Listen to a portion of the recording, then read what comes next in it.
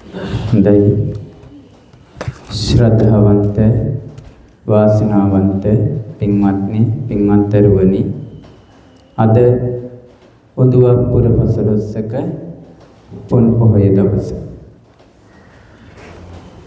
ගෞතම බුද්ධ ශාසනය තුල විශේෂයෙන් ලංකාවාසී අපට ඊටාම වටිනා කියන උතුම්ම පුණ්‍යවන්ත පොහොය දවසක් අද මේ පොන් පොහොය දවස. මිහිඳු මහ රහතන් වහන්සේ ලක්දිරණට වැඩම කරලා ලක්දිරණේ සම්බුද්ධ ශාසනය පිහිටුවලා අපේ මුතුන් මිත්තන් රහතන් වහන්සේලාගේ පරපුරට දායාද කරවලා අපේ මව් පරපුරේ අපේ මව්වරුන්ට විශේෂයෙන් අනුලා දේවීන් වහන්සේ ඇතුළු ඒ රාජකීය පිරිවරට ශාසන දායාදය උරුම කර දීමේ අදහසින් සංඝමිත්තාවන් වහන්සේට පණිවිඩය යවලා සංඝමිත්තාවන් වහන්සේ ලක්දිරණට වැඩම කරවලා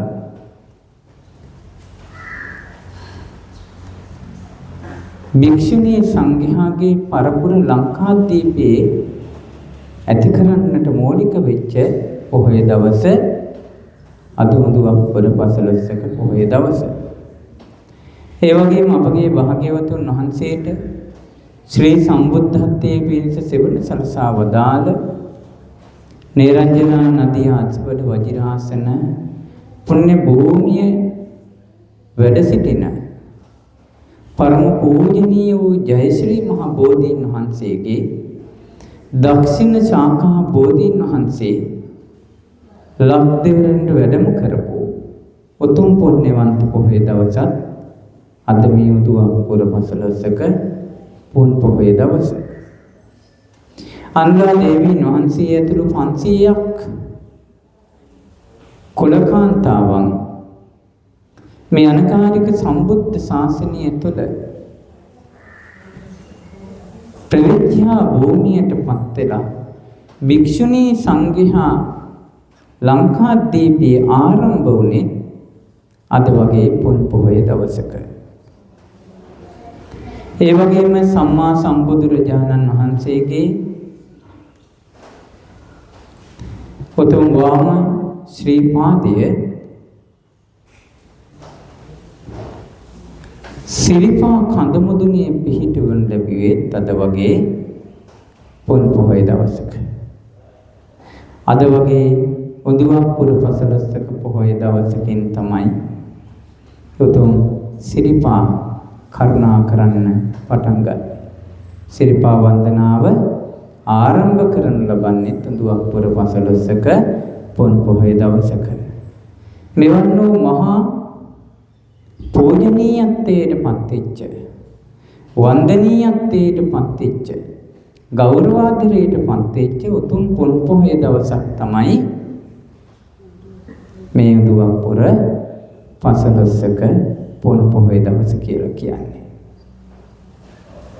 බුදුරජාණන් වහන්සේගේ සම්බුද්ධ ශාසනය තුළ බුදුරජාණන් වහන්සේගේ බුද්ධ අධිෂ්ඨානීය පරිදි ලක්දිරණට පිහිටවිච්ච පුන් පොහොය දවසක් විදිහට අද මේ උදුවප්පුර පසළොස්වක පොහොය දවස අපට හඳුන්වන්නට පුළුවන්. බුදුරජාණන් වහන්සේ පිරිනිවන් මංචකයේ වැඩ සිටිද්දී ඒ බුදුරජාණන් වහන්සේගේ අධිෂ්ඨානයක් තමයි මොකක්ද?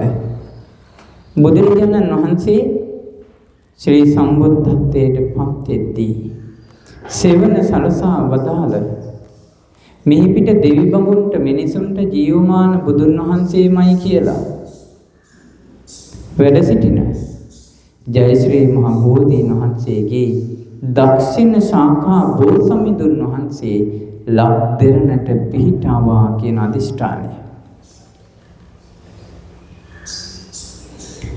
මිහිඳු මහ රහතන් වහන්සේ ලංකාදීපයට වැඩම කරලා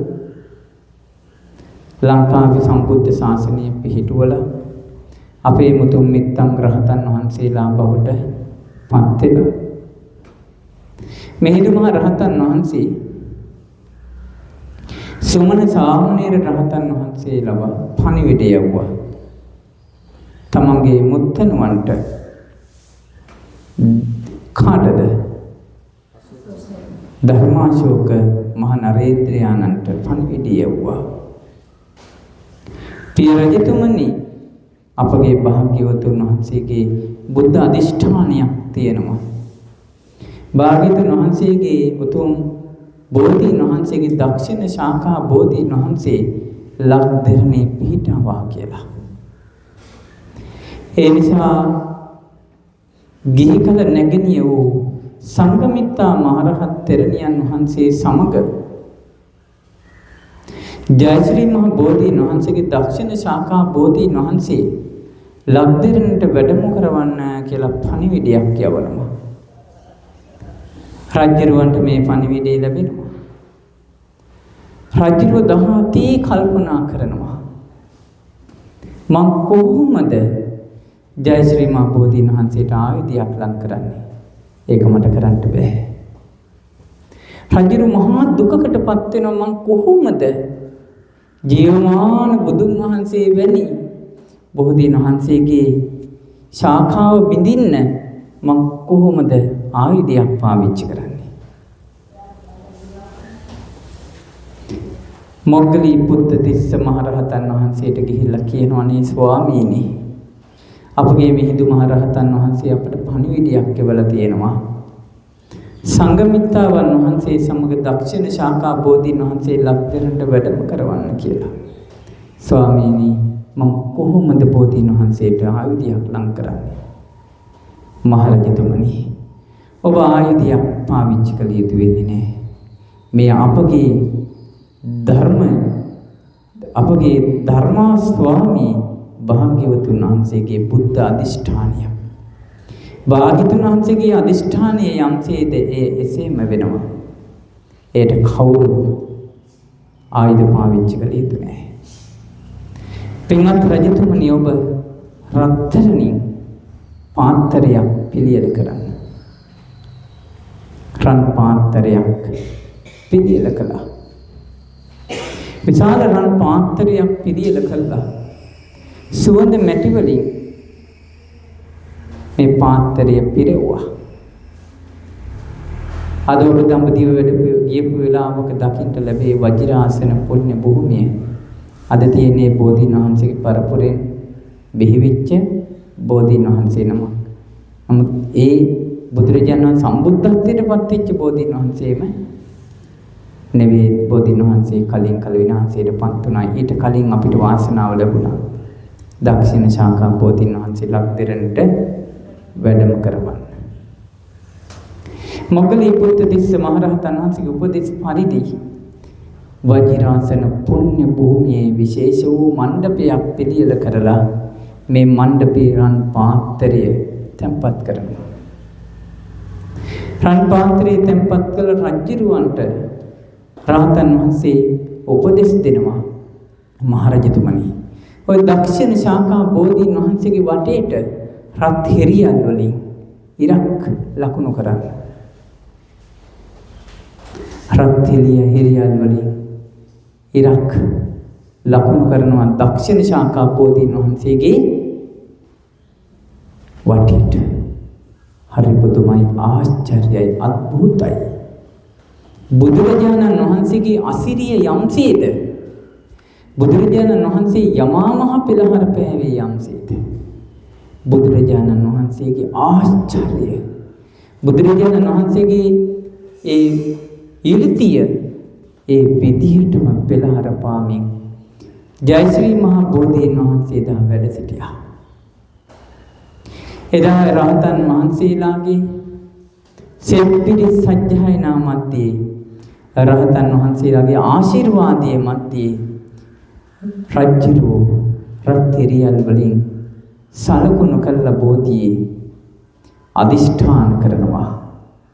මොග්ගලී පුත්තිස්ස මහරහතන් වහන්සේ අදිෂ්ඨාන කරනවා, ස්වාමීනි භාග්‍යවතුන් වහන්සේ එදා උන්වහන්සේ පිරිනිවන් මංචකයේ දක්ෂිණ ශාඛා බෝධීන් වහන්සේ ලංකා දෙරණේ පිහිටාවා කියලා අදිෂ්ඨාන කළා සත්‍යයක් නම් මේ බෝධීන් වහන්සේ තෙමේම සිඳිලා මේ පාත්‍රයේ පිහිටාවා කියලා.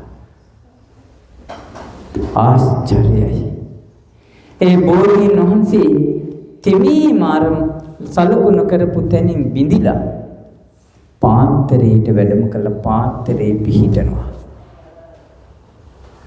ධර්මාශෝක රජු ඇතුළු පිරිස සාදුනාද පමත්වද්දී සංඝයා සෙත් පිරිස සජ්ජායනා කරද්දී බෝධීන් වහන්සේ තෙමීම අර පාත්‍රයට වඩිනවා. ඒ ජයශ්‍රී මහා බෝධීන් වහන්සේගේ දක්ෂිණ ශාඛා බෝධීන් වහන්සේ පාත්‍රයට වැඩම කරලා කාටවත් ලං වෙන්න බැරි වෙනවා එතනට. පාත්‍රයේ බෝධීන් වහන්සේ සමග ටිකෙන් ටික ඒ විශේෂ වූ මණ්ඩපයෙන් ඉහළ ආකාශයට වැඩම කරනවා. ආකාශයේ වඩාකුළු මත නොපෙනී යනවා. එතෙන් ඉඳලා බෝධීන් වහන්සේට පුද සත්කාර කළේ දෙවි බඹුන්. සතියක් පුරාවට දෙවි බඹුන්ගේ වන්දනා මැද ජයශ්‍රී මහා බෝධීන් වහන්සේ සුවසේ සතියක් වැඩ සිටිනවා. ඒ සතිය පුරාවට ධර්මාශෝක රජු ඇතුළු පිරිස බෝධි මූලයේ බෝධීන් වහන්සේ ළඟ උපස්ථාන කරමින් වැඩ සිටින වාසය කරනවා.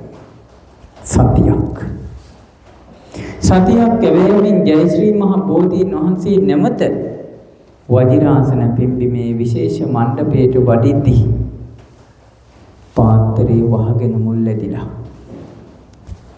ජයශ්‍රී මහා බෝධීන් වහන්සේ ආශ්චර්යයි. අද කියන බෝධි වන්දනාව ගෝත්‍රිකයි කියලා. නුවණ නැති මෝඩ මිනිස්සු. අද කියන බෝධීන් වහන්සේ වන්දනාව ගස් වන්දනාව වැඩක් නැහැ කියලා. ඒ ශ්‍රද්ධාව නැති නුවණ නැති අඥාන මිනිස්සුන්ගේ කතාව. බුදුරජාණන් වහන්සේ යම්සේද බෝධීන් වහන්සේ ඒ වගේමයි. දක්ෂිණ ශාඛා බෝධීන් වහන්සේ මුල් ඇදිලා පාත්‍රයේ වැහෙන්න. මහ බෝධීන් වහන්සේ ළඟට වඩිනව නැවත. එතන ඉඳලා ලක් දෙරණට බෝධීන් වහන්සේ වඩම්මන්න සියලු කටයුතු සූදානම් වෙනවා. විශාල නෞකාවක් ඉතාම අලංකාරවත් විදිහට වටිනා කියන රන් රසු දැල් වලින් අලංකාර විදිහට සරසවලා ඒ නැව මැද විශේෂ වූ මණ්ඩපයක් පිළියෙල කරලා සංඝමිත්තාවන් වහන්සේ ඇතුළු 11 නම භික්ෂුණී සංඝයා වැඩම කරන්නට තීරණ කරලා මේ අපේ මොග්ගලී බුද්ධ තිස්ස මහරහතන් වහන්සේගේ උපදේශ පරිදි සියලු කටයුතු සූදානම් වෙද්දී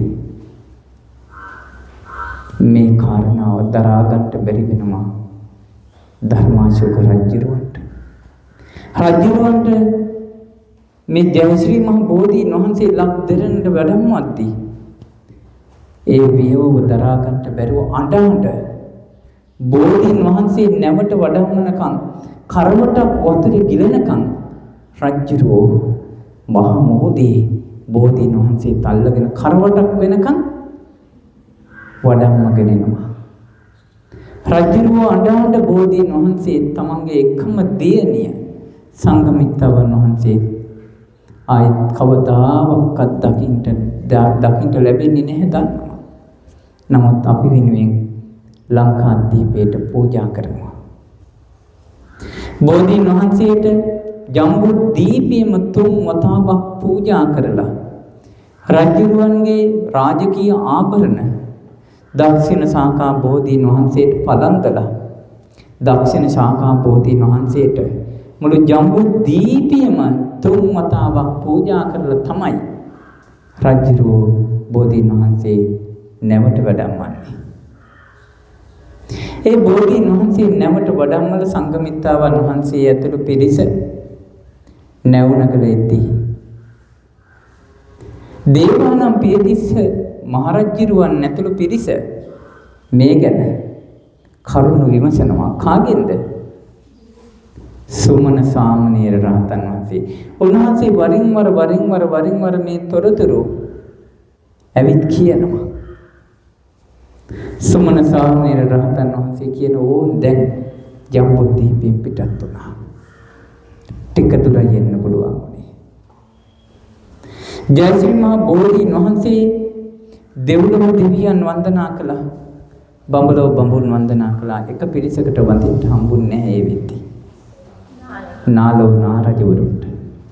නාගලෝකේ නාරජවරු බෝධීන් වහන්සේ පැහැර ගන්න සූදානම් වුණා. සංඝමිත්තාවන් වහන්සේ බැලුව මනුස්ස වේශයෙන් ඉඳලා මේ අය দমনය කරන්න අමාරුයි. නාගලෝක පිරිස ටිකක් තරුණයි. බුදුරජාණන් වහන්සේට පන්න මගේ ආදරේ. ධාතුන් වහන්සේලාට පන්න මගේ ආදරේ. හැබැයි තරුණයි. සංඝමිත්තාවන් වහන්සේ බැලුව බේර ගන්න. සංඝමිත්තාවන් වහන්සේ විශාල ගොල්ලු වේශයක් මවාගෙන පියාපත් වලින් මේ මහ මුහුද කලම්බාගෙන ඇවිත් නාගලෝක පිරිසව দমনය කළා. නාගලෝක පිරිස බය වුණා, තැතිගත්තා. අනේ උත්තමාවිය අපට කරදර කරන්න එපා. අපි බෝධීන් වහන්සේට හානියක් කරන්නේ. අපි බෝධීන් වහන්සේ හැමදාම තියාගන්නේ අපට එක සතියක් බෝධීන් වහන්සේ වන්දනා කරගන්න, බෝධීන් වහන්සේ උපස්ථාන කරන්න විතරක් ඉඩ දෙන්න කිව්වා. සංඝමිත්තාවන් වහන්සේ අය පුරුදු කරවගෙන සතියකට බෝධීන් වහන්සේ නාගලෝකෙට බාර දුන්නා. නාරජවරු පිරිස ඔටුනු පළඳ ගන්න බලාගෙන හිටපු රජ කුමාරී ඔටුන්න පළඳලා යම්සේ සතුටු වෙනවද? ඊටත් වඩා සතුටු වුණා බෝධීන් වහන්සේට සතියක් උපස්ථාන කරන්න ලැබුණා නෙමෙයි කියලා. බෝධීන් වහන්සේ ඊටාම ගෞරවයෙන් හරසර ඇතිව නැවින් වඩම්මාගෙන නාගලෝකෙට අරගෙන ගිහිල්ලා නාගලෝකේ සතියක් එක දිගට පුද සත්කාර කළා.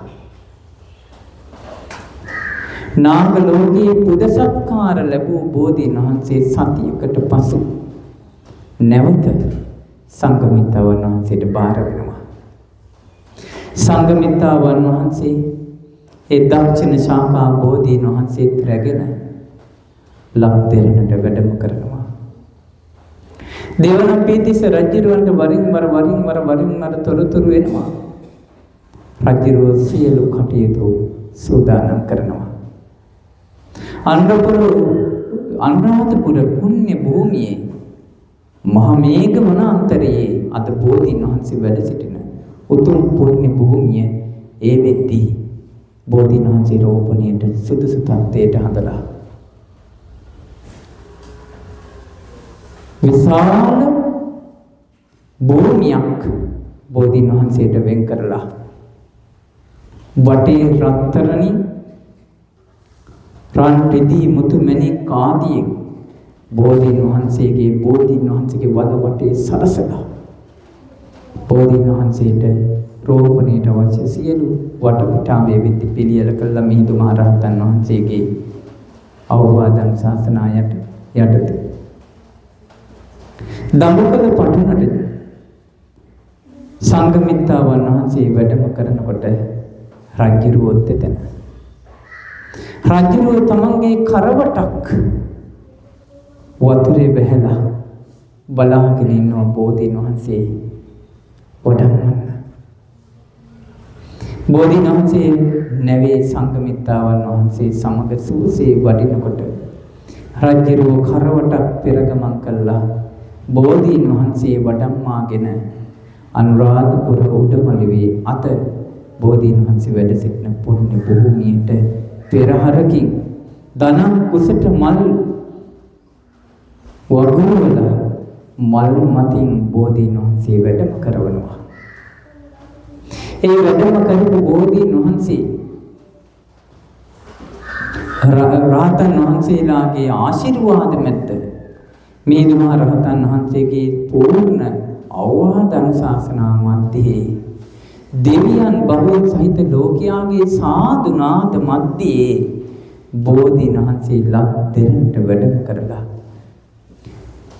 බුදුරස් විහිදුවමින් ෂඩ්වර්ණ බුද්ධ රස මහා විහිදුවමින් ඒ බෝධීන් වහන්සේ රෝපණය කරන්නට යෙදුනේ අද වගේ අති උත්තම වූ පුණ්‍යවන්ත උදුමක් පුර පසළොස්වක පුන් පොහොය දවසකදී බෝධීන් වහන්සේ රෝපණය කරලා 500ක් අංගා විසුණු වහන්සේ ඇතුළු 500ක් කුල කාන්තාවන් සුදුවත් ඇඳගෙන දසසිල් සමාදන් වෙලා බලාගෙන සිටියා. පැවිදි වෙන්න. සංඝමිත්‍රාවන් වහන්සේ ඇතුළු භික්ෂුණී සංඝයා ගෙන් ඒ අය අනගාരിക බුද්ධ ශාසනයේ උතුම් ප්‍රවිජ්ජා භූමියටපත් වුණා. සම්බුද්ධ ශාසනය තුළ ලංකා දීපය තුළ භික්ෂුණී සංඝයාගේ ආරම්භය මුදුන්පොර පසළොස්වක පොහොය දවසක මේ විදිහට සිද්ධ වෙද්දී අද වගේ පොහොය දවසක අපේ අම්මලා නොයේ කැවිලි පෙවිලි හදාගෙන බුදු ගුණ දහම් ගුණ සංඝ ගුණ කවි සජ්ජායනා කරමින් අලිකොටි වලසුන් සහිත මෘග වලසුන් සහිත වූ මහා කඳු සිඛර තරණය කරමින් කඳු හතක් එතරේ මහා කඳු මුදුනේ වැඩ සිටින බුදුරජාණන් වහන්සේගේ ඉන්ද්‍ර නීල මාණික්‍ය මත පිහිටපු භාග්‍යවතුන් වහන්සේගේ වාම ශ්‍රී පාදය වඳින්නට පිටත් වෙන්නේ අද වගේ පොන් පොහේ දවසකමයි. බුදුරජාණන් වහන්සේගේ ඒ උතුම් ශ්‍රී පාදය කියලා කියන්නේ අපිට අපේ බුදුන්මයි. අපේ බුදුන් අපි වෙන්දා පෙරලි අපි වෙන්දා කිය එකල මිනිස්සු බෝධාත් භාග්‍යවතුන් වහන්සේගේ ශ්‍රී පාදයේ වෙන්දේ. අද වගේ වාහන නැහැ. අද වගේ දුරකථන සම්බන්ධතා නැහැ. එයා යනවා විතරයි දන්නේ එනවා කියලා දන්නේ නැහැ කවුරුවත්. එයා ගියා කියලා දන්නවා ආවෙ නැතොත් එයා නැතුණා කියලා දැනගන්නවා මිසක් ඊට වඩා දෙයක් දන්නේ නැහැ. ඒ කාර්යය අපේ මුතුන් මිත්තෝ ශ්‍රීපා වන්දනා කරන්න ගිහිල්ලා තියෙන තමන් සතු සියලුම සේසතම දීපල දරුවන්ට එහෙම නැත්නම් පවුල් වලට පවරලා තමයි ජීවිතය අතහැරලා තමයි ඒකල බුදුන් වඳින්න ගියේ. ශ්‍රීපාදිය එක වතාවක් නලල බීම තෙල වැන්දන එයාගේ අදහස තිබ්බා ජීවමාන බුදුන් වහන්සේ එක වතාවක් වැන්දා කියලා. 10 වතාවක් වැන්දන ගියා හිතනවා මං ජීවමාන බුදුන් වහන්සේගේ සිරිපතුල සිඹල 10 වතාවක් වැඳලා තියෙනවා. බුදුන් වහන්සේ පිරිනිවන් පෑවා කියලා අදහසක් එන්නේ නැහැ සිරිපතුල වඳිද්දී. මගේ බුදුරජාණන් වහන්සේ අද නෑනේ පිරිනිවන් පාලන්නේ කියලා මිනිසුන්ට හිතෙන්නේ නෑ සිරිපා වඳිද්දී. ශ්‍රීපා වඳිනකොට වඳින්නේ මගේ බුදුන් වහන්සේමයි මේ වැඩ සිටින්නේ කියලා. බුදුරජාණන් වහන්සේට සුමන සමන් මහ දෙවියන් ආරාධනා කරානේ. සිරිපතුල සුමන සමන් මහ දෙවියන්ගේ ඒ අඩවියේ ඒ උතුම් කඳ සිකරේ පිහිටවන්න බුදුරජාණන් වහන්සේ හොසමන සමන් දෙවියන්ගේ පින්වත් දෙවිද ඔබ කොහොමද මිනිස්සුන්ව මේ මහා කන්දට ගෙන්නන්නේ? මහගිරි තඹේ ඔබ දන්න කොච්චර අමාරුද නේද? නමුත් මිනිස්සුන්ට දැනෙන්නේවත් නැහැ. වයස කම්මල ගමේ ගෙදරින් ගෙදරට යන්න බැරි අම්මලා අර පඩි පෙළේ යනවනේ. සුමන සමන් දෙවියන් කියන භාග්‍යවතුන් වහන්සේ පුරුද්දට පාවෙලා යන්නසේ මං ඒ අයව කත මුදුනට ගෙන්නලා වන්දනවා කියලා. අදට සුමන සමන් දෙවියන්ගේ තමන්ගේ කාර්යය ඉෂ්ට කරනවා. අදට දෙවි බඹුන්ගේ වන්දනා මත අද ඉඳලා වෙසක් පොහොය දවස වෙනකම් එක දිගට වැල නොකැඩී අපේ බුදුන් අපි වෙන්දා පෙරලි පෙරලි අපි වෙන්දා කියා මිනිස්සු සිරිපා වැඳ සිරිපා කරුණා කරන්න පටන් ගන්නවා. එවන් වූ මහා ආශ්චර්යවත් පුණ්‍යවන්ත පොහොය දවසක අද අපි මේ මහා ව්‍යසනකාරී කාල පරිච්ඡේදයක නමුත් පොහොය දවසේ සිල් ගත්තේ. මුළු ලංකා දීපෙම එකම ජල කඳකින් දිය රකුසට පිළිවෙලා ජීවිත මං හිතන්නේ 100 ගාණක් 1000කට වැඩි පිරිසක් ජීවිතක්ෂයටපත් වෙලා ගෙවල් දොරවල් 100 ගාණක් තීච්ච තැනක්වත් හොයාගන්න බැරි විදියට නාය ගිහිල්ලා වතුරට ගහගෙන ගිහිල්ලා තියෙන පරිසරයක තමයි අපි මොකද්ද පිනකට තාම ඉදිරි වෙලා මේ බණ ඩිංග හරි අහගන්න. මේ බණ ටික හරි අහන්න. අපිට කොච්චර පිනක් තිබුණා කියලාද හිතන්නේ. අද මේ සිල් සමාදන් වෙලා ඔබ ඔය මෙත්තේ ඔය ඔබ පැදුරේ වාඩි වෙලා බණ අහන්න ඔබ කොච්චර පුණ්‍යවන්තයෝ කියලාද හිතන්නේ. මේ සසර කියන්නේ හරි පුදුමාකාර භයානක එකක්. සංසාර රෝග මහ බය. සසර නම් වූ රෝගය තමයි ඊටාම භයානකම එක. මේ ලෝකේ සසර තරම් භයානක රෝගයක් තවත් නැහැ. අපි හිතනවා වෙන දේවල් භයානකයි කියලා ගෙඩි පිළිකා. ඒවනේ මේ භයානක. ඒව මේ ජීවිතේට විතරයි. සංසාර රෝගයේ සුව කරගත්තේ නැත්තම් ඊළඟ ජීවිතේ තඬන. ඊළඟ ජීවිතේ තඬන. ඊළඟ ජීවිතේ තඬන නිදහස් වෙනකන් අඬන්න වෙනවා. එහෙනම් කොයි රෝගෙද භයානක? සසර රෝගයේ භයානක. සංසාරේ නම් වූ රෝගයට බෙහෙත් කියපු වෛද්‍යවරයා තමයි අපගේ භාග්‍යවත් අරහත් දස බලධාරී සම්මා සම්බුදුරජාණන් වහන්සේ. සම්මා සම්බුදුරජාණන් වහන්සේ මේ සසර රෝගයට බෙහෙත් කියන්නේ වෛද්‍ය විභාගේ පාස් කරන්න කොච්චර කල් මහන්සි වුණාද? තෙරුන්නම් පිරුවා සාරා සංඛ්‍ය කල්පලක්ෂය.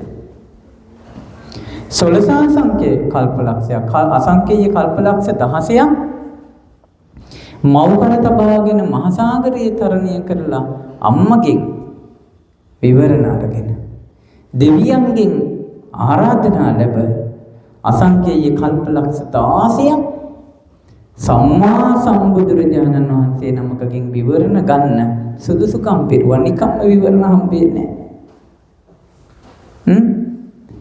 ඒකට සුදුසුකම් සපුරුවා. ඒ සුදුසුකම් සපුරලා මේට අසංඛ්‍යය කල්පලක්ෂ 4කට කලින් සාරා සංඛ්‍ය කල්පලක්ෂයකට කලින් දීපංකර බුදුරජාණන් වහන්සේගේ පාදමූලයේදී සුමේද තාපසයන් වහන්සේ වෙලා විවරණ ගත්තා. එදා ඉඳලා දස පාරමිතා, දස උපපාරමිතා, දස පරමත්ත පාරමිතා ආදී වශයෙන් සමතෙස් පාරමී ධර්මයන් සම්පූර්ණ කරමින් ආර්ය වූ පරිශ්‍රණයක් සිද්ධ කළා. ඒ වෛද්‍ය විභාගේ පාස් කරන්න.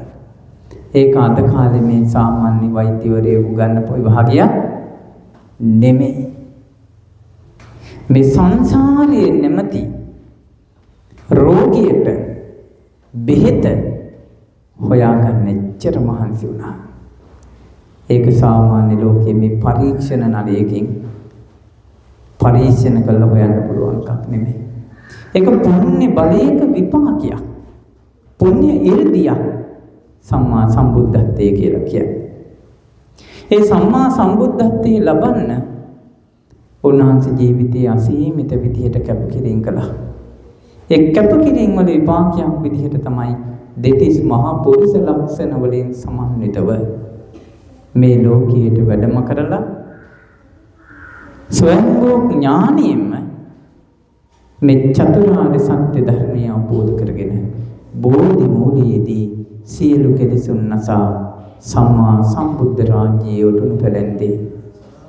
ඒ සම්මා සම්බුද්ධ රාජ්‍යයේ උතුණු පැලැන්ද අපගේ සම්මා සම්බුදුරජාණන් වහන්සේ මේ ලෝකයේ ගැන මේ සසර ගැන මේ සසර ස්වභාවය ගැන පරිපූර්ණ වශයෙන් අවබෝධ කරගෙන අපට කියලා දුන්නා.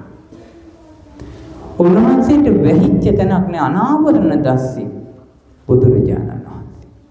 උන්වහන්සේට සංසාරේ වෙහිච්ච තැනක් නෑ. උන්වහන්සේට මේ ලෝකයේ සෑම තැනක්ම විවෘතයි. උන්වහන්සේට මේ ලෝකයේ කිසිවක් වෙහිලා නෑ. උන්වහන්සේ අපූර්ව සොයා ගැනීමක් කළා. හේතුන් නිසා ඵල හට ගන්නවා. හේතු නැතිවීමෙන් ඵල නැති වෙනවා කියන ධර්ම න්‍යාය උන්වහන්සේ හොයාගත්තා. ඒක මේ ලෝකේ කාටවත් හොයාගන්න බෑ වෙන. මේ ලෝකේ පොඩි පොඩි දේවල් හොයාගත්ත වෙන වෙන ශාස්ත්‍රවලුත් හිටියා. බුදුරජාණන් වහන්සේ ලෝකයට පහළ වෙන්න කලින් මේ ලෝකේ වෙන වෙන ශාස්ත්‍රවලු හිටියා. ඒ අයත් යම් යම් දේවල් සොයා ගැනීම කළා. ඒ අය සමහර අය හිටියා සිල් රැක්කා. බණ භාවනා කළා. සමාධිය ආදී උපදව ගත්තා. ඒ අයත් යම් කිසි දෙයක් හොයාගත්තා. ඒවටත් මිනිස්සු ගෞරව කළා. හැබැයි ඒ වහරියට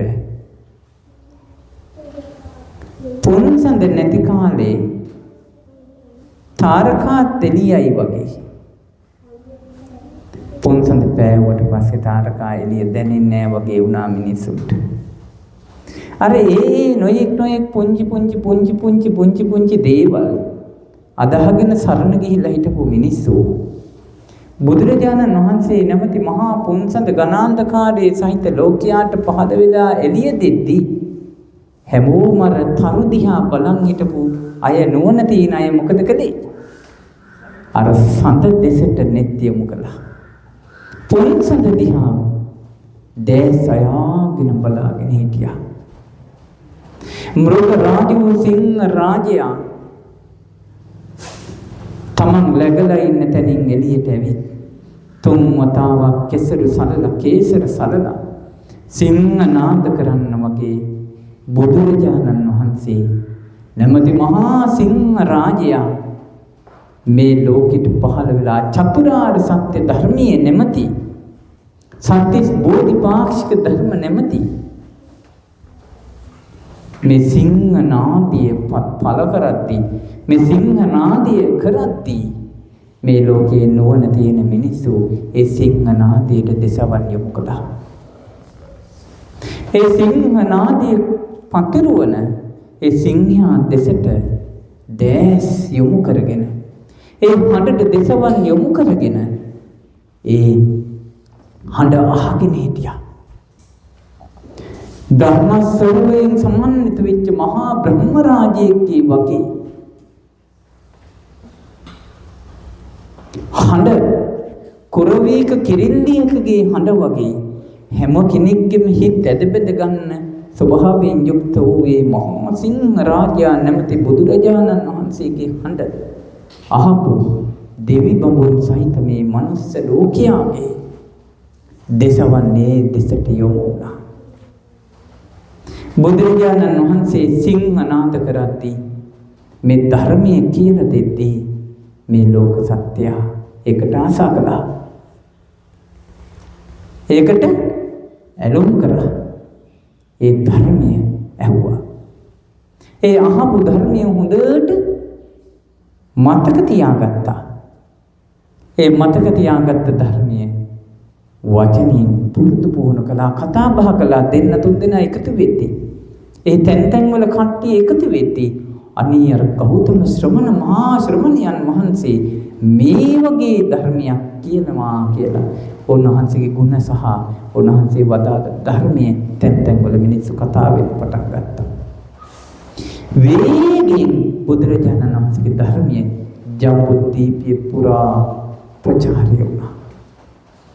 ඈත ගමකට බුදුරජාණන් වහන්සේ වඩිනවා කියලා ආරංචි වෙනවා. බුදුරජාණන් වහන්සේ මේ සූදානම් වෙද්දී ඒ ගම්වල මිනිස්සු බුදුරජාණන් වහන්සේගෙන් බණ අහන්න සැදී පැහැදී හිටියා. දැකලා නැහැ ගුණ අහලා.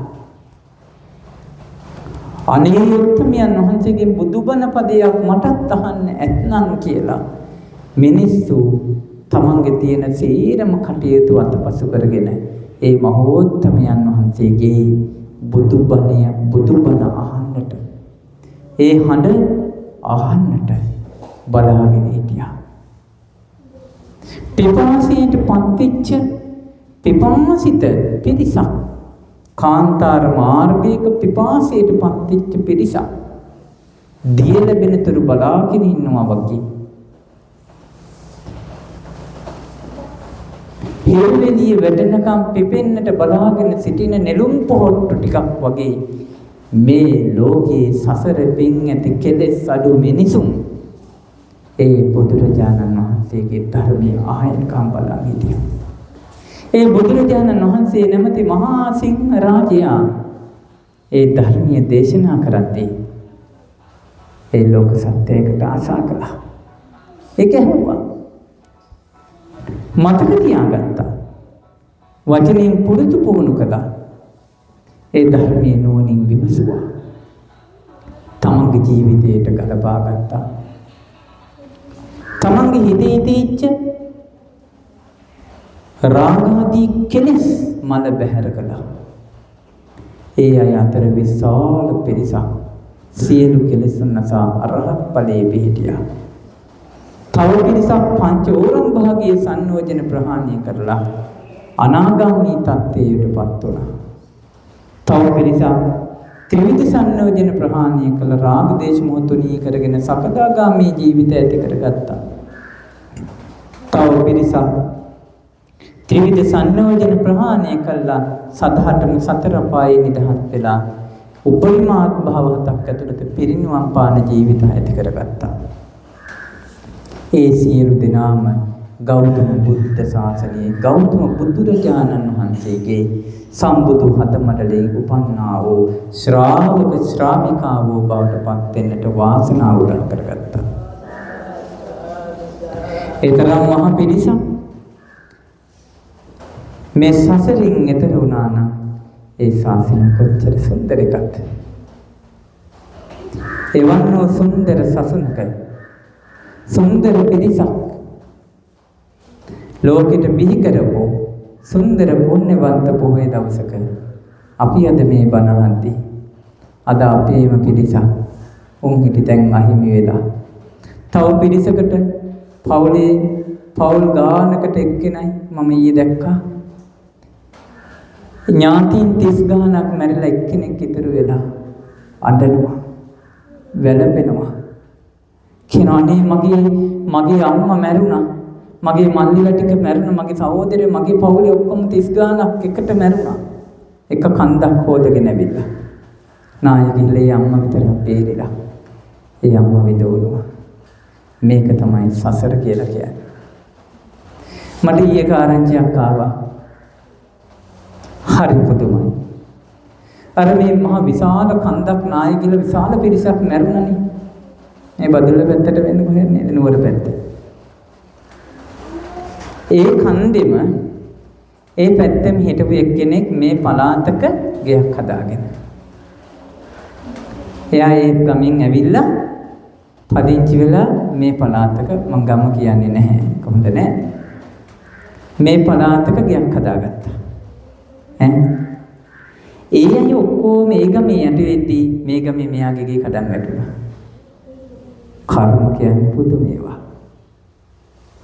එකට එකතු වෙලා කර්ම කළොත් එකටම යනවා මෙයාට ජීවත් වෙන්න පින තිබ්බා ගේ කඩන් වැටුණා බලන්න කර්මය කියන්නේ කොයි වගේ දෙයක්ද කියලා ඔබත් හිතන්න එපා ඔබ ආයේ සුදු අද ඔය සුදු වැඳගෙන උතුරු සරු දාගෙන ඔබ මේ වැඳගෙන බණ ඇහුවට ඔබේ සසරේ කර්ම ඉතුරුලා ඇති ඊළඟ වැස්සට යට වෙන්නේ අපි දන්නේ නැහැ අපි දන්නේ නැහැ අපේ ජීවිතේ කොච්චර දේවල් යට ගියාවක් සැඟවිලා අපිට නොපෙනී තියෙනවද කියලා අපි දන්නේ නැහැ බුදුරජාණන් වහන්සේ වැඩ හිටියනම් අපිට කියයි පෙන්නයි ඊට කලින් අපිව ගොඩ ගන්න පුළුවන් නම් අවශ්‍ය දේ කියලා දීලා අපිව ගොඩ ගන්න නමුත් දැන් අපිව ගොඩ ගන්න කවුරුත් නැහැ දැන් අපිට තියෙන එකම පිහිට එකම පිළිසරණ තමයි බුදුරජාණන් වහන්සේගේ ධර්මය. බුදුරජාණන් වහන්සේ පිරිනිවන් පාන මොහොතේ ආනන්දයන් වහන්සේට වදාළා. පින්වත් ආනන්ද, නුඹලාට ඉදේවි තථාගතයන් වහන්සේ පිරිනිවන් පෑවට පස්සේ මේ පිරිනිවන් පාපු ශාස්ත්‍රඥ වහන්සේ නමකගේ ධර්මයක් කියලා. නුඹලාට එසේ නොසිතේවා. පින්වත් ආනන්ද, තථාගතයන් වහන්සේගේ පිරිනිවන් පෑමෙන් පස්සේ මේ ධර්මය තථාගතයන් වහන්සේ වදාළියම් ධර්මයක් ඇත්ද? පන්වා වදාළියම් විනයක් ඇත්ද? මේ ධර්ම විනයම නුඹලාට ශාස්ත්‍රඥ වහන්සේ වන්නේය කියලා. එහෙනම් අතට අපට වැඩ ඉන්න ජීවමාන බුදුන් වහන්සේ තමයි කවුද? බුදුරජාණන් වහන්සේ වදාළ ස්වාසෝදහසක් අති උතුම් ශ්‍රී සද්ධර්මස්කන්ධය. එහෙනම් බුදුරජාණන් වහන්සේ වෙනුවට අපට වැඩ සිටිනවා භාග්‍යවතුන් වහන්සේ වදාළ ධර්ම විනය. ඒ ධර්ම විනය අතහැරියොත් අපිට තනතුරේ. ඒ නිසා ඔබ මේ මොහොතේ සංවේගය ඇති කරගන්න. අපේම ජනතාව, අපේම රටේ පුරවැසියෝ දහස් ගණන් මහ පොළොවට එක රැයකින් දෙකකින් බිලි වෙද්දී අපි ජීවත් වුණා. අපි එකට කරපු කර්ම තව කොච්චරද? ඒ ගමක්ම එක දිගට ගියා. ඔබ හිතනවද ඒ ගමේ රණ්ඩු සරුවල් තිබුණේ නැහැ කියලා? ඈ? ඔය ගමේ රණ්ඩු සරුවල් තිබුණේ නැද්ද? ඔය ගමේ පිරිස අතර නඩු හබ තිබ්බේ නැද්ද? ඔය ගමේ අය අතර ආරවුල් තිබුණේ නැද්ද? තිබුණා. සමහරට ඔය ගියපු කන්දට කී දෙනෙක් රණ්ඩු කළා ඇත්ත මහ පොළොව වෙනුවෙන්? කී දෙනෙක් වැටේනි වලට රණ්ඩු කළා ඇත්ත? කී දෙනෙක් ගහකොළ වලට රණ්ඩු කළා ඇත්ත? කී දෙනෙක් සතා සිල්පාවට රණ්ඩු කරගෙන ඇත්ත? ගමක් වුණාම ඔය ගමේ නඩු කීයක් තියෙනවද? දැන් මහ පොළොවට රණ්ඩු කරගත්ත අය ඒ පොළොවටම යට වුණා. ඒ මහ පොළොවක් නොපොළොවක් බවට පත් වුණා. දැන් ඒ කන්දම නෑ. ඒ කඳු සීරම ගහගෙන ගියා. සදා සිව්පාව ගහගෙන ගියා. ගහකොළ මහ කන්දට යට වුණා. බලන්න මිනිස්සු කරගත්ත අකුසල කර්ම ටික විතරක් ඉතුරු වුණා නේද? ඔබ අතරත් ඇති. ඔබත් ওই විදිහම තමයි. ඔබ අතරත් ඇති අනන්ත අප්‍රමාණ නඩුවබ. පැලේනි වලට, කුඹුරු වලට, හේන් වලට, ගොවිතැන් වලට වතුර ටිකට රණ්ඩු කරගන්න ඒවා. ඔබත් දවසක ඔය ඔක්කොම අතහැරලා යනවා. බලන්න කොච්චරනම් මේ මිනිස්සු මහ පොළොව වෙනින් රණ්ඩු කරගන්නවද? ඔබ උසාවියකට ගිහිල්ලා බලන්නකෝ. ඉඩම් නඩු කීයක් තියෙනවද එක දවසකට? කොච්චර තියෙනවද මේ මහ පොළොවට කී පාරක් රණ්ඩු කරගන්නවද? කී පාරක් මහ පොළොවට ආසා කරනවද? කී දෙනෙක් නම් මේ මහ පොළොවට මිනිමරා ගන්නවද? මේ මහ පොළොව නිසා දරුවෝ අම්මා තාත්තා මරනවා. මේ මහ පොළොව නිසා අම්මා තාත්තා දරුවෝ මරනවා. මේ මහ පොළොව නිසා සහෝදරයා සහෝදරියව මරනවා. සහෝදරිය සහෝදරියව මරනවා. සහෝදරයා සහෝදරියව මරනවා. සහෝදරිය සහෝදරියව මරණ තත්ත්වයට ඇවිල්ලාද නැද්ද? ඇවිල්ලා. අනමින කොඩි වෙන හදිහුණියා. මේ ඉඩකඩන් නිසා මේ සමාජයේ කොච්චර තියෙනවද? ඒ වගේම ඉඩම් වලට ආසා කරපු විරිසක් නේද? අර ඉඩම් වලට යටුනේ. ඔය අතර අපි දන්නේ නැහැ හොඳ සීලවන්ත අයත් ඇති, ගුණවන්ත අයත් ඇති. හැබැයි සසර පුරා කරගෙන ආපු කර්මයක් හේතු කරගෙන ඒ අයට වෙලා ගියා. හරි ආශ්චර්යවත් සිද්ධියක් මම දැක්කා. එක කන්දක් යට කරගෙන වටේ සීරම ගෙවල් කුඩු පට්ටම් කරගෙන ගිහිල්ලා පුංචි සෑයක් එක්ක යට බුදු පිළිම වහන්සේ නමක් තියෙනවා. ඒ ටික ඉතිරිලා දෙපැත්තෙන් ගහගෙන ගිහිල්ලා නෙකිලෙස්සු මොණිවරයන් වහන්සේ තුන්ලොවක් සනසා වදාළ මොණිවරයන් වහන්සේ ලෝකයට අමූර්තිය දන් දුන්න ධර්මදායකයන්න් වහන්සේ බුදුරජාණන් වහන්සේ. ඒ බුදුරජාණන් වහන්සේගේ බුදු පිළිමේ සහිත පුංචි සෑය ඉතුරු වෙලා එහෙනම් ඒ ටිකත් ගහගෙන යන්න තිබ්බනේ. ඔබට එතකොටවත් තේරෙන්නේ නැත්නම් මේ බුදුරජාණන් වහන්සේගේ අසිරිය. බුදුරජාණන් වහන්සේගේ ආශ්චර්යය හැම මොහොතකම අපට පෙන්වලා දුන්නා. හැම මොහොතකම බුදුරජාණන් වහන්සේ කවුද කියලා ලෝකයට ඉස්මතු කර දෙනවා. නුවණ තියෙන අය ශාස්ත්‍රඥ වහන්සේට පහදිනවා. නුවණ නැති අය ඒකටත් යම් හෝ කරුණක් කියලා ශ්‍රද්ධාව බැහැර කරගන්න. ඔබට මතක ඇති 2004 දෙසැම්බර් මාසේ 26 වෙනිදා මහ පාන්දර ආව විශාල මොහොත රළක්. ඒකට අපි නමක් දැම්මා සුනාමි කියලා. මගේ ජීවිතයේ මම ධර්මයට ආපු තැන එතන. අපිත් ධර්මික නෑ. අපි මිනිස්සු බොරු කියන කොච්චර හම්බ කරන්නේ නැත්තේ නේද? අපිත් ඒ වෙනකම් පන්සිල් 100%ක් රැකලා නෑ. හැබැයි මගේ S2 මගේ ජීවිත කාලේ වැඩිම මිනිතොගයක් එකවර දැකපු ව්‍යසනීය තමයි 2004 සුනාමිය. අපි කෑම පාර්සල් හදාගෙන ඒ වගේම අරගෙන ගියා බලන් මිනිස්සුන්ට උදව් කරන්නේ කාලේ. චූටි දරුවෝ, වැඩිහිටියෝ, වයසක අය ඒ සීරම එකම ගොඩේ මිනි පෙට්ටි නෑ, පාන්සකූල නෑ, ලස්සන ඇඳුම් පැළඳුම් අඳලා නෑ, ඒවට සෙන් පවුඩර් ගහලා නෑ, ලස්සනට සරසලා නෑ, මොනවා හරි එක්ක යට ඇඳුම පිටින් එහෙම නැත්නම් ඇඳුම් ඇත්තෙම නෑ, ගහගෙන ගිහිල්ලා වතුරට ලුණු වතුරට ශරීර කෝටු මේ වගේ විශාල විදිහට ඉදිමිලා එක කොටි කොට ගහලා මිනි 200 එකතැන කොට ගහලා ඒවට ටැට්ටරට පුරෙවි කොහොමද දන්නවද? ග්ලව්ස් දාලා අල්ලන්නේ.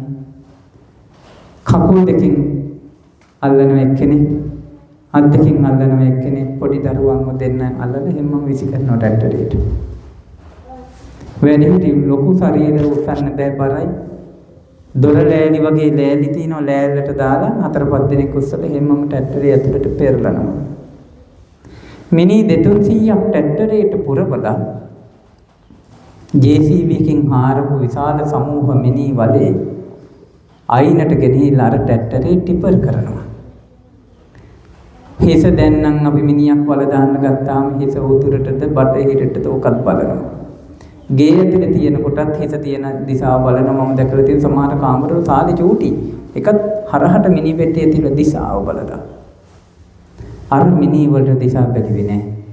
ඒ මිනි වලට පාංශ කුල දුන්නේ නැහැ. ඒ මිනි වලට ලස්සන ඇඳුම් ඇඳුවේ නැහැ. ඒ මිනි වලට නෑදෑයෝ නෑ සලකන්න. නෑදෑයෝ ඔක්කොම එක ගිහිල්ලා.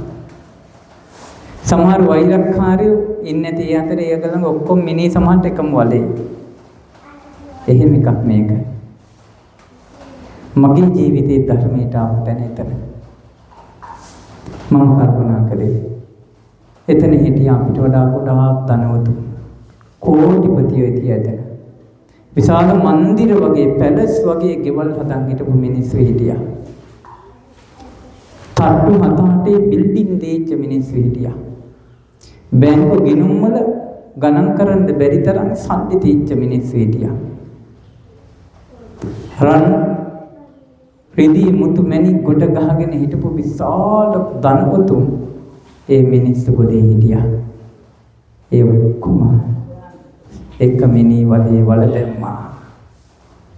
ඒ අයට ඇඳිවතවත් නැති වුණා. කෝටි ගණන් වටින වාහනවල ගියපු මිනිස්සු අර මිනිස්සුන්ගෙන් හම්බ වෙච්ච බත් පාර්සලේ කාලා පන්සලේ බණමඩුවේ හිටියා. ඒ අයත් අපි කතා කළා. ඒ අයගේ මහා ධනියක් පැයක් අමාරක් ඇතුළත පුංචි කාලයක් ඇතුළත ශනියකින් ඒ අයට හිමිලා ගියා. අපි කල්පනා කළේ ඒ අයට ඊතරම් දෙයක් එකවර අහිමි වුණා නම් අපිට මොනවද මේ ලෝකේ අහිමි වෙන දේවල් තියෙන්නේ? ඒ අයත් එක්ක බලද්දී අපි කවුද? ඒ අයටත් ඒ වගේ දේවල් වුණා නම් අපිට වෙනවා කියන එක සාමාන්‍ය දෙයක්. අන්න එදා තමයි මම නම් කල්පනා කරේ පන්සිල් රකින්න ඕනේ කියලා. එතකම මම පන්සිල් රැකලා තිබ්බේ. හැබැයි එදා ඉඳලා මගේ මතකයේ හැටියට මම පන්සිල් කඩලා නැහැ. එදා තමයි පන්සිල් රකින්න ඕනේ කියලා මගේ ජීවිතය පංචශීලයේ රකින්න පැත්තට නැඹුරු වුණේ. 2004 සුනාමි ව්‍යසනයත් එක්ක. අපගේ දෙසැම්බර් 28 වෙනිදා 26 සුනාමි වුණේ. 28 වෙනිදා වෙද්දී වෙරළට මිනි ගොඩ ගහනවා. ගාලු කුටු ඒකයි මිනි වලි. එක දිගටම මිනි. ගොඩ ගහලා අපි මිනි උඩින් පැන පැන ගියේ. සතියක් විතර යනකම් මේ නාහින් ඒ ගඳ එනවා හිතට. මලමිනි වල. එක දහස් ගාණක් එකම දවසක් ඇතුළත මේ ඇස් දෙකෙන් දැක්ක මම නම් මලමිනි. ඒ මලමිනි වල අපි දැකපු මලමිනි වගේ නෙමෙයි සමහර විට අපි ගෙදරක දකින මලමිනි වල ගඳ නැහැ සෙන්ට් ගහලා ජීවිතේට ඇඳපු නැති තරම් ලස්සන ඇඳුම් ඇඳලා වටිනා කියන පෙට්ටියක දාලා අපි දකින්නේ. හැබැයි එදා අපි එහෙම දැක්කේ නැහැ. හැමෝම මේ ලෝකේ මැරෙනවනේ කියලා අපට හදවතට දැනිච්ච සිදුවීමක් මට නම් ඒ සුනාමිය කියන්නේ. සුනාමිය දහස් ගානකට ලක්ෂ ගානකට ජීවිත අහිමි කරාට මං හිතන්නේ මට නම් ජීවිතේ දුන්නේ සුනාමිය කියලා. සුනාමිය ආවේ නැත්තම් මං හිතන්නේ මම නම් අපායයි කියලා. එයි අපි ජීවත් වෙන්නේ සාමාන්‍ය ලෝකේ. සාමාන්‍ය ලෝකයා ජීවත් වෙන පරිසරයේ තමයි අපි ජීවත් වෙන්නේ. ඒ අය කරන වැඩවලත් එක්ක තමයි අපි ජීවත් වෙන්නේ. සාමාන්‍ය ලෝකයා ජීවත් වෙන සාමාන්‍ය රටාවට සුගතියක් හිමි වෙන්නේ නැහැ. ඒ අතරේ තමයි බුදුරජාණන් වහන්සේගේ ධර්මය අහන්න ලැබිලා. ඒ ධර්මයටම හිත යොමු කරගෙන මහාන වෙන්නේ නැත්තම් කියලා සියලු දේ අතහැරලා අපි මේ අනකාරික සම්බුද්ධ ශාසනයේ මහාන ජීවිතයට පත් වුණේ. ඔබට සිතන්නට යමක් මේ මහා ව්‍යසනකාරී අවස්ථාවල ලැබිලා තියෙනවා. ඔබ සිතන්න කල්පනා කරන්න. මහා කඳු මුදුන් වල හිටපු මිනිස්සු අර එක ගියක් ඒකට හානි වෙලා නැහැ මොකුත් නැහැ. ඒකට දෝෂයක් නැහැ. ඊට සෑහෙන ඈත තිවිච්ච කන්ද මුදුනේ තීච්ච ගියක් තල්ලු වෙලා ඇවිල්ලා අර ගේ උඩට වැටිලා. බලන්න.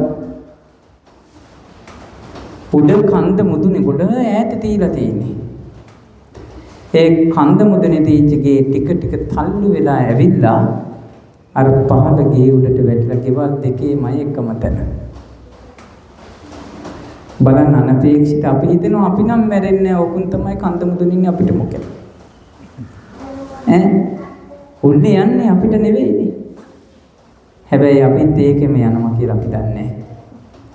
මම දැක්ක මේ ගම්මානේ අපි කෑම බෙදුවා. එක දිගට ඉවුවා. හරි පුදුම සතුටකුත් තියෙනවා. හැබැයි මේ ගමේම කොටසක් යට උනේ නැහැ. කොටසක් යට වුණා. යට වෙච්ච නැති අය. අපිට කරන්ට් එකක් නැහැ. ෆෝන් එකක් charge කරගන්න විදියක් නැහැ. තොරතුරක් ගන්න. අපි අසීර්තාවයෙන් ඉන්න අතරේ සමහර අයට පෞද්ගලිකව කරන්ට් ලැබෙන උපකරණ දාගෙන ජෙනරේටර් ආදිය දාගෙන ටීවී බලාගෙන ඉන්නවා. කොටසක් යට වෙලා. හිතෙන්නේ නැහැ තව කෙනෙකුට පිහිටක් වෙන්න. Tamanටත් මේකම අනාගතේ එයි කියලා හිතෙන්නේ.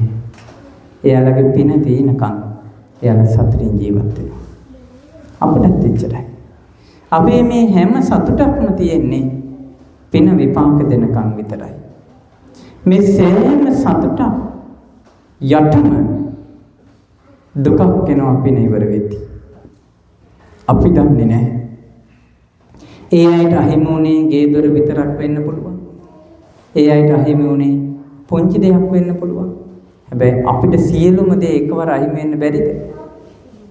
අහිමි වෙන්න පුළුවන්. ඒක සිහි කරන්න. මේ සෑම දෙයක්ම අපට తాවකාලිකව ලැබිච්ච දේවල්. ස්ථිර දේවල් අපිට කිසිවක්ම නැහැ මේ ලෝකේ. මේ ලෝකේ ස්ථිරයි කියලා පුංචිවත් දෙයක් නැහැ. මේ ලෝකේ සෑම දෙයක්ම අස්ථිරයි.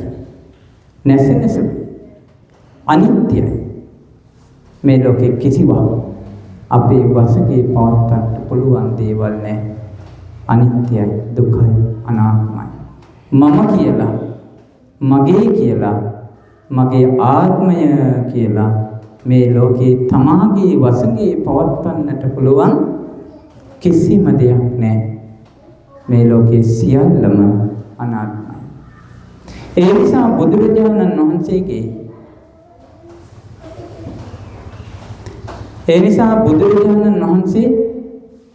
පිරිනිවන් පාන මොහොතේ අවසාන බුද්ධ වචනයක් අපට ප්‍රකාශ කරලා පිරිනිවන් පෑවා. හන්දදහනි භික්ඛවේ ආමන්ත්‍රයාමි වූ වයදම්මා සංඛාරා අප්පමාදේන සම්පාදේත. පින්වත් මහණෙනි, අවසන් වරට මම ඔබ අමතමි. වයදම්මා සංඛාරා හේතු ප්‍රත්‍යයෙන් හටගත්ත සියලු සංස්කාර ධර්මයන් නැසෙන සුළුයි. අප්‍රමාදේන සම්පාදේ, අප්‍රමාදීව කුසල දහම්හි යෙදෙන්න කියලා බුදුරජාණන් වහන්සේ අවසාන බුද්ධ වචනය ලෝකයට ප්‍රකාශ කරලයි පිරිනිවන් පෑවේ. බුදුරජාණන් වහන්සේ තරම් මේ ලෝකයට කරුණාවන්ත හදවතක් ඇති කෙනෙක් තවත් ලෝක ධාතේම අපිට දකින්න ලැබෙන්නේ නැහැ.